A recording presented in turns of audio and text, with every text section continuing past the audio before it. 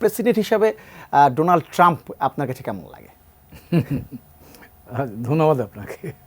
কেমন লাগে যদি প্রশ্ন করেন, তাহলে কেমন লাগে এটাও কিন্তু বোঝা মুশকিল। তার কারণ হলো তিনি এত বেশি আনপ্রেডিক্টেবল মানুষ। গত 4 বছর কিন্তু আমরা দেখেছি, এর আগের 4 বছর তিনি ছিলেন। তো কাজেই উনি কী সিদ্ধান্ত নেবেন সেটা তিনিই জানেন। এমনকি তার যারা খুব আশপাশের লোক তারাও সবসময় জানেন না তিনি আসলে কি ভাবছেন বা কী সিদ্ধান্ত নেবেন। তো এবারও মনে হয় সেই রকমই কিছু একটা ঘটেছে, এবং যেটা বলছিলেন অলমোস্ট একটা ঝড়ের গতিতে তিনি এসেই অনেকগুলো এক্সিকিউটিভ অর্ডার সই করেছেন, এবং নির্বাচনী প্রচারকালীন সময় তিনি যে বক্তব্যগুলো দিচ্ছিলেন অনেকে এটাকে হালকাভাবে নিয়েছিল যে নির্বাচনী প্রচারের জন্য হয়তো কথা বলছেন। কিন্তু আজকে তিনি যে এক্সিকিউটিভ অর্ডারগুলো সই করলেন তাতে কিন্তু মনে হচ্ছে যে তিনি যে কথাগুলো বলছিলেন কথাগুলো একটু হালকা মনে হলেও কিন্তু তিনি এখন বাস্তব অর্থেই সেগুলো প্রয়োগ করতে যাচ্ছেন এটা মনে হচ্ছে। যেমন ধরুন, প্রথম কাজটা যেটা করেছেন 6ই জানুয়ারি অর্থাৎ 2021 সালের 6ই জানুয়ারি যারা কংগ্রেস আক্রমণ করেছিল, ওখানে আইনশৃঙ্খলা রক্ষাকারী বাহিনীরা ক্ষতিগ্রস্ত হয়েছিল, তাদের অনেকের জেল হয়েছিল, অনেকের বিচার কার্য প্রক্রিয়াধীন।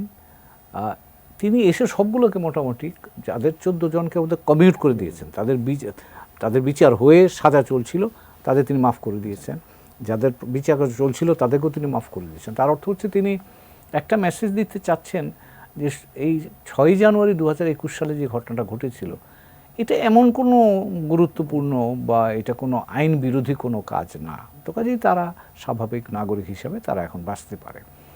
কিন্তু মার্কিন যুক্তরাষ্ট্রে এটা গত 200-250 বছরের ঘটনায় এই প্রথম কিন্তু এই ধরনের আক্রমণ হলো। তার কারণ মার্কিন যুক্তরাষ্ট্রের একটা বিউটি যদি বলেন, ক্ষমতাটা পরিবর্তন হয় শান্তিপূর্ণভাবে এবং নির্বাচনের মধ্য দিয়ে। সেটা আপনি এবারও দেখলেন। ট্রাম্পের কথা জিজ্ঞেস করছিলেন, প্রেসিডেন্ট ট্রাম্প 2021 সালে যখন বাইডেন ওনার পূর্বসূরি যখন ক্ষমতা এসেছিলেন, ট্রাম্প সাহেব কিন্তু ক্ষমতা হস্তান্তর করেননি। কিন্তু আজকে সেই বাইডেন সাহেব কিন্তু তার কাছে আনুষ্ঠানিকভাবে ক্ষমতা হস্তান্তর করেছেন। আগের 4-5 জন প্রেসিডেন্ট যারা জীবিত আছেন তারা সকলেই সেখানে উপস্থিত ছিলেন, এবং প্রেসিডেন্ট বাইডেন প্রেসিডেন্ট ট্রাম্পকে কিন্তু তার বিদায়ের সময়তে তার যে সম্মানটুকু প্রাপ্য সেটা দিয়েছেন। এটা হচ্ছে মার্কিন যুক্তরাষ্ট্রের গণতন্ত্রের বিউটি বা সৌন্দর্য যদি বলেন। কিন্তু ট্রাম্প সাহেব কিন্তু সেভাবে দেখেনি। তিনি এমন একটা তার বক্তৃতা যেটা করছিলেন অভিষেক অনুষ্ঠানের পরপর, সেখানে তিনি এমন একটা মার্কিন যুক্তরাষ্ট্রে এমনভাবে চিত্রায়িত করেছেন যে মার্কিন যুক্তরাষ্ট্রের ডিক্লাইন ক্ষতি হয়েছে, কিন্তু বাস্তবতা কিন্তু ভিন্ন। এটা সত্যি কথা যে ইনফ্লেশন অনেক বেশি হয়েছে, যে কারণেই তিনি ট্রাম্প এবার জিতে আসলেন। কিন্তু বাস্তবতা হচ্ছে এটা যে এখন বিশ্বের যে বড় বড় অর্থনীতিগুলো আছে তার মধ্যে সবচেয়ে শক্তিশালী অর্থনীতি মার্কিন যুক্তরাষ্ট্র এই মুহূর্তে। তো কাজেই মার্কিন যুক্তরাষ্ট্র শক্তিশালী, তার কতগুলো ইন্ডিকেটর আছে। আপনি মার্কিন অর্থনীতি গত 4 বছরে বড় হয়েছে, employment high, best employment opportunity. তো কাজেই মার্কিন যুক্তরাষ্ট্রে অনেক ইতিবাচক ঘটনা গত 4 বছর ঘটছে, কিন্তু তিনি সেটাকে অস্বীকার করে তিনি এমন একটা চিত্র তুলে আনলেন যে এখন এই অন্ধকারাচ্ছন্ন অবস্থা থেকে আমরা এখন আলোতে যাচ্ছি, সে কথা তিনি বলেছেন। তো কাজেই তিনি এখন একটা ঝড়ের মতো আসলেন, এবং আমার কাছে সেই আশাটা খুব অযৌক্তিক মনে হয় না। তার কারণ হচ্ছে তিনি এবার নির্বাচনে যেভাবে জয়লাভ করেছেন, অপ্রত্যাশিত তো বটেই, কিন্তু ওই অপ্রত্যাশিতর মধ্যে উপাদানগুলো খুবই মজা। সেটা হচ্ছে তিনি ইলেকট্রাল ভোটে অলমোস্ট রেকর্ড নাম্বার ভোট পেয়েছেন, পপুলার ভোটেও তিনি 73 মিলিয়ন ভোট পেয়েছেন। তো কাজেই অসাধারণ একটা ভোটের তিনি কি বলা যায় ভোটের উৎসব তিনি করতে পেরেছেন, এবং তার পক্ষে জনমতটা আনতে পেরেছেন। গতকাল তিনি যখন কথা বলছিলেন তার অভিষেক অনুষ্ঠানে, সেখানে কিন্তু তিনি তার সেই অরাটাই মানুষকে বোঝাতে চেষ্টা করছিলেন। আমার ধারণা মানুষ এটা গ্রহণও করেছে, কারণ তার পক্ষে একটা বড় জনসমর্থন আছে, এটা সকলেই বুঝতে পারছে। এখন যেটা হলো, তিনি যে কাজগুলো আজকে এক্সিকিউটিভ অর্ডারগুলো যেগুলো সই করেছেন, এগুলো অনেকগুলো বেশিরভাগই কিন্তু অভ্যন্তরীণ বিষয়কে কেন্দ্র করে আবর্তিত, কিন্তু এগুলোর অনেকগুলোর কিন্তু বাইরের পৃথিবীর জন্য আপনার প্রভাব তৈরি করবে। মানে প্রতিঘাত বা অভিঘাত থাকবে। যেমন ধরুন আমি একটা যদি বলি, মাইগ্রেশন, ইমিগ্রেন্টস। একনল হ্যান্ড ওয়াশ 100% প্যারাবেন ফ্রি, তাই নিরাপদ হাতের জন্য আস্থা রাখুন একনলে। তো তিনি দুইটা মূল বিষয়ের উপর নির্বাচনী প্রচারণায় দুইটা বিষয়কে পুঁজি করেছিলেন, একটা হচ্ছে ইনফ্লেশন আর একটা হচ্ছে ইমিগ্রেশন। তো এই ইমিগ্রেশনের জন্য তিনি এবার এসে অনেকগুলো এক্সিকিউটিভ অর্ডার দিয়েছেন।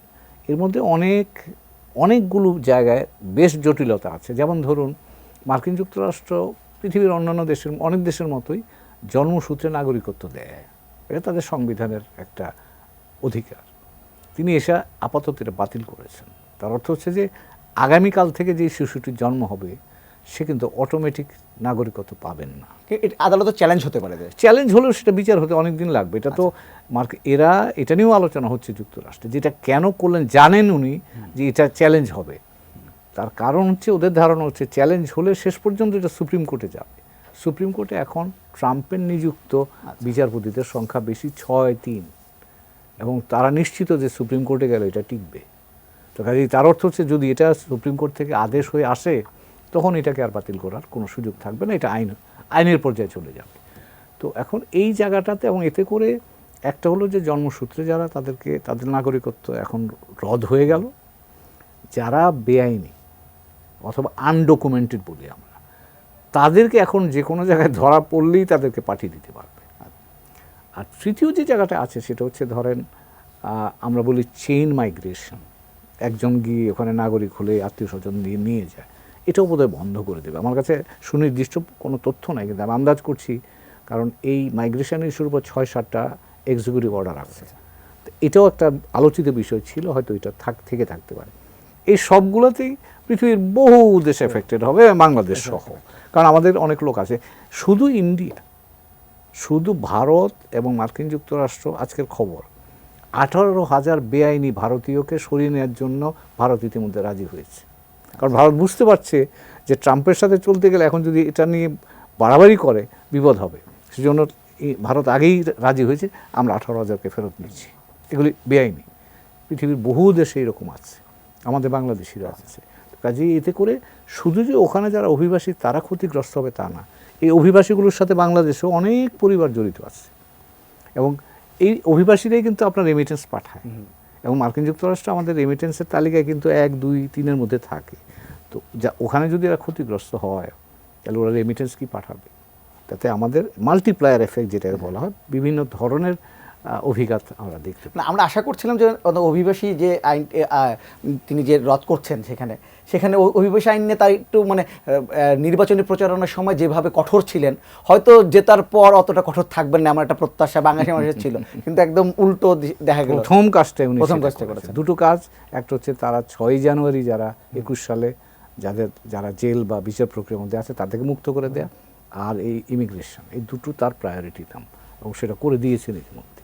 তো এটা একটা বিষয়। আরও একটা বিষয়, আমরা ক্ষতিগ্রস্ত হওয়ার একটা জায়গা আছে, সেটা হলো প্যারিস ক্লাইমেট ডিল। ওখান থেকে কিন্তু বেরিয়ে গেছেন, WHO থেকে বেরিয়ে যাবেন বলে দিয়েছেন।